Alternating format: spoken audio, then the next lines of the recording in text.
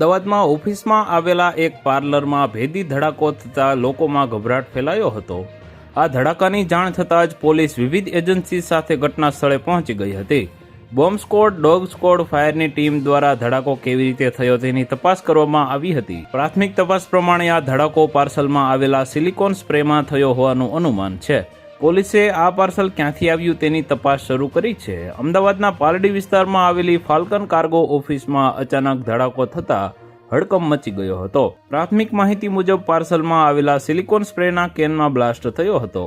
ઘટનાની જાણ થતાં જ police, bomb squad, dog squad તેમજ ફાયર વિભાગની ટીમો તાત્કાલિક ઘટના સ્થળે પહોંચી ગઈ હતી અને તપાસ શરૂ કરી હતી। પ્રાથમિક તપાસમાં સિલિકોન સ્પ્રે તડકામાં રાખવામાં આવતા તેના કારણે અંદર દબાણ વધી ગયું હતું અને બ્લાસ્ટ થયો હોઈ શકે છે। તો વધુ માહિતી મેળવવા માટે ચેનલ સાથે જોડાયેલા રહો। વિડીયો પસંદ આવે તો લાઇક કરી દેજો। ચેનલમાં નવા છો તો સબસ્ક્રાઇબ કરી દેજો।